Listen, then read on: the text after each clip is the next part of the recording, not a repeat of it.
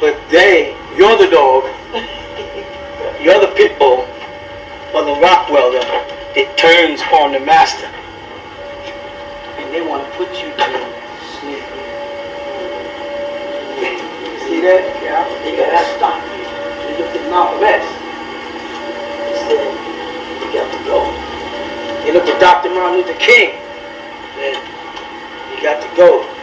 And you could go on to Noble Drew Ali and all the leaders that were a part of the human animal who became wise enough with me to stop and say, you know why?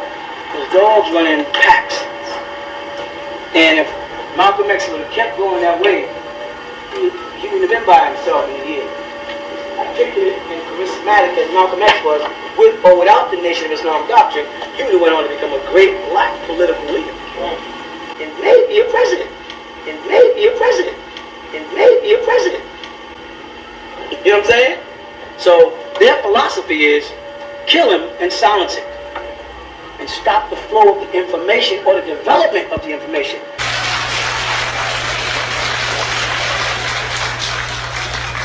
Who has mastered the art of using half-truths. Put it in the paper that they broke into our religious place of worship and got records that they can use to prove that most of us have criminal records. You can't be a Negro in America and not have a criminal record.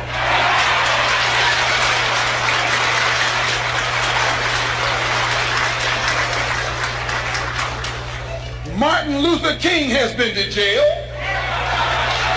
Clean. James Farmer has been to jail.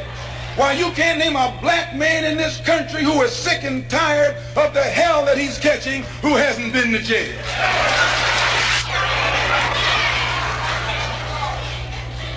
Charged him with being seditious. They put Moses in jail. They put Daniel in jail. Why, you haven't got a man of God in the Bible that wasn't put to jail when they started speaking out against exploitation and oppression.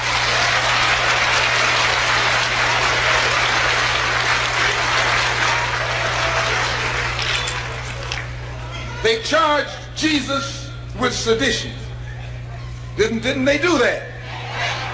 They said he was against Caesar.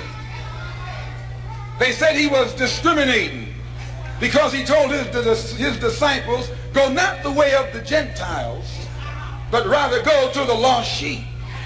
He discriminated. Don't go near the Gentiles, go to the lost sheep. Go to the oppressed. Go to the downtrodden. Go to the exploited. Go to the people who don't know who they are, who are lost from the knowledge of themselves, and who are strangers in a land that is not theirs. Go to those people. Go to the slaves. Go to the second-class citizens. Go to the ones who are suffering the brunt of Caesar's brutality. And if Jesus were here in America today, he wouldn't be going to the white man. The white man is the oppressor. He would be going to the oppressed. He would be going to the humble.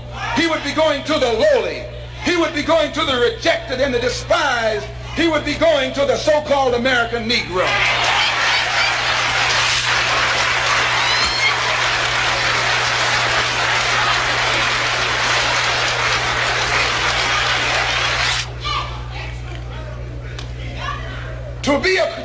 To have once been a criminal is no disgrace.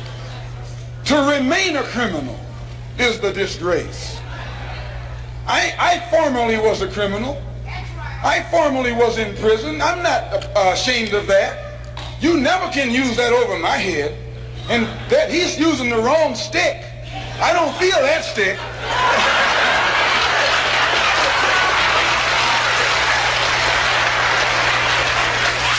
I went to prison because I believed in men like Sam Yorty. I went to prison because I trusted men like Sam Yorty. I went to prison following the philosophy of men like Sam Yorty. But since I've been following the Honorable Elijah Muhammad, I have been reformed, and that's more, please. That's more than Sam Yorty and Chief Parker and all these other white politicians have been able to do with the inmates in the prisons of this state. They should give Mr. Muhammad credit. They should give Mr. Muhammad credit for reforming and rehabilitating men whom they have failed to reform and rehabilitate.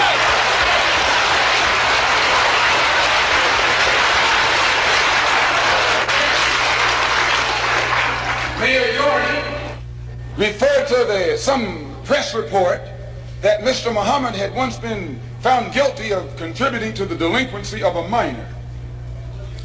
He failed to explain purposely that in 1934, the Honorable El-Hajj Muhammad refused to send his children to the white schools in Detroit, Michigan that were teaching you about little black Sambo. That's the minor that he contributed to the delinquency of. You see, this vicious, fork-tongued white man has been able to take lives and make you turn against those who want to help you and make others turn against you. This is the contributing to the delinquency of a minor that this mayor, or man who calls himself mayor, is talking about.